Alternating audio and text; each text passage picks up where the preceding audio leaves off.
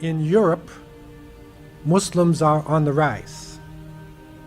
And even though you hear about France and you hear about the hijab taken off women's heads and you hear about pressure in the streets, the reality is on the ground that in Paris and Marseille, two largest cities, in France, 45% of people 25 years or under are Muslims.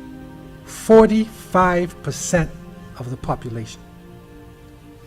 In Belgium and in Holland, recent studies have shown that 1 out of every 2 babies born in the hospital, they're Muslims. 50% of the children born in their hospitals. And you will see the numbers rising. Even here in the Americas, you will see a huge increase happening now.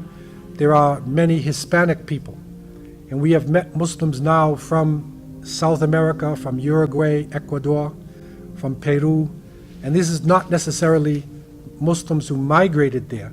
This is the indigenous people of Mexico. Also now there is a call, and Islam is on the rise. And in North America, as quiet as it's kept, especially in the United States, Islam is still rising. And so in terms of numbers, we are expanding, and we are people of the future.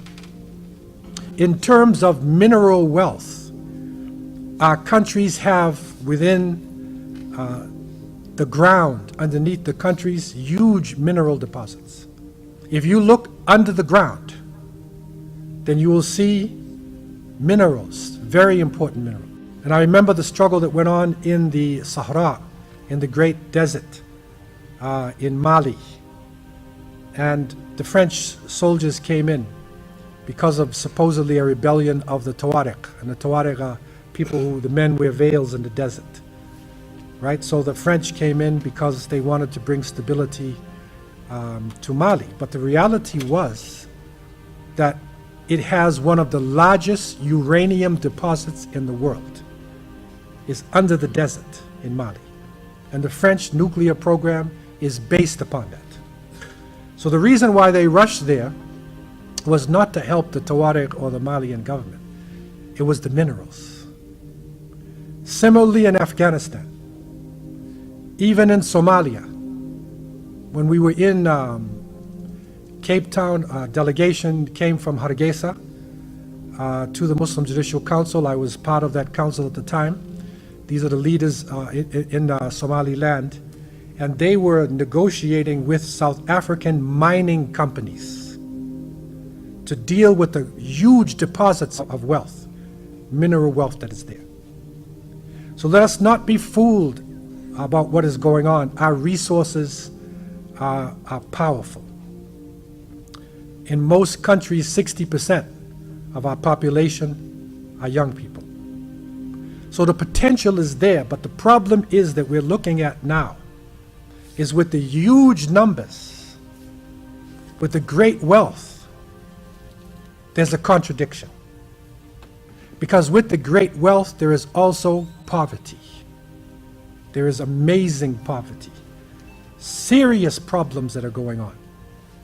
And it is mind-boggling why Muslims coming out of the so-called Middle East, out of East Africa, even West Africa, would throw themselves into the Mediterranean just to get across, to go into Europe, to a place where the people do not want them. So something is seriously wrong. And that is the issue that we are looking at. That contradiction that is going on. And we recognize that Allah subhanahu wa ta'ala has clearly told us, as we cry for change, we are crying for change. But Allah told us very clearly at Surah Al-Ra'd, Inna Allah la yughayyiru ma biqawmin hatta yughayyiru ma bi anfusihim. Allah will not change the condition of a people until they change that which is in themselves. An internal change has to come about for our dua that we are making to be answered, for our numbers to be effective. An internal change has to come about. Right? They have destroyed our leaders. There was apostation, ridda, from just after the time of the Prophet ﷺ. Major fitna, confusion came in the ummah. We were attacked over and over again by waves of crusaders. Al-Maghul, the Mongols hit the Muslim nation like Yajuj and Majuj. Colonialism, our countries destroyed, leadership killed. We see it happening over and over again. Now we see cities decimated. But somehow we come back. We come back. That is the mercy of Allah subhanahu wa ta'ala. That people who are not Muslim enter into Islam, but also that Muslims analyze themselves, make repentance, and reconstruct. And they come back. Tawbah is a crucial issue for us, and it shouldn't end there. To be sincere to Allah subhanahu wa ta'ala is also to come to the aid and assistance of His religion. It's not just to talk, but whatever skills, whatever abilities we have, some of it has to go toward raising this ummah up.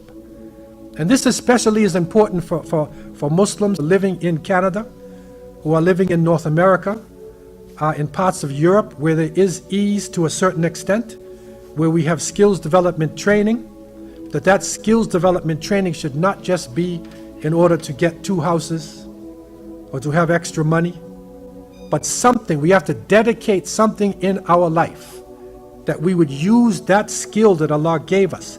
Think about what you have, whatever it is you have, right? To take something that you have and give it back to the ummah. You will do something to assist Muslims.